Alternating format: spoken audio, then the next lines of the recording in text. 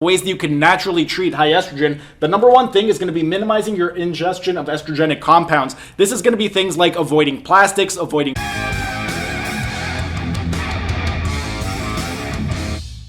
Hey everyone, thanks for tuning in and welcome back to another Carnivore Q&A. Steven here with Team Euphoric, and once again we're going to be talking about hormones. I've had a few people send me their blood work and ask me to analyze it, so today we're going to be talking about estrogen and specifically high estrogen. What exactly is it? Well, it is your sex steroid hormone. Specifically with regard to estrogen, there are going to be three different forms. You have estrone, estradiol, and estriol. With regard to these three forms, estriol, this is going to be the least abundant found in the body, and typically it's only going to be found in significant quantities in pregnant women.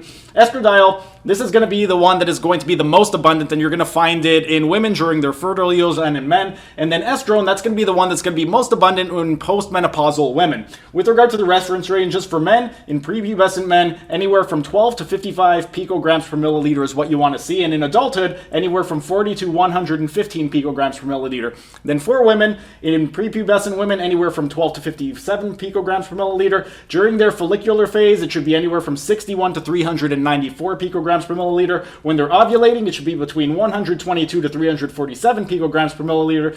During the luteal phase, it should be anywhere between 156 and 350 picograms per milliliter. And then in postmenopausal women, it should be anywhere between 20 to 40 picograms per milliliter. In terms of high estrogen levels, in terms of the symptoms, you may be experiencing things like fatigue, insomnia, gas, bloating, abdominal swelling, weight gain, mood swings, gynecomastia. If you are a woman, irregular periods. And in terms of ways that you can naturally treat high estrogen, the number one thing is going to be minimizing your ingestion of estrogenic compounds. This is going to be things like avoiding plastics, avoiding microwaves, avoiding things like aluminum foil if you're baking, avoiding pretty much anything that is going to make you more estrogenic. Another thing is minimizing alcohol consumption. If you end up drinking a lot, then that is going to lower your estrogen level, or that is going to raise your estrogen levels quite a bit. So you want to make sure that if you are a heavy drinker, you cut it back quite a bit. Another thing that you could do is minimize excess body fat. I'm not saying you need to get completely shredded and get super lean, but if you are very, very overweight and you are morbidly obese, you want to definitely decrease any excess body fat that you do have.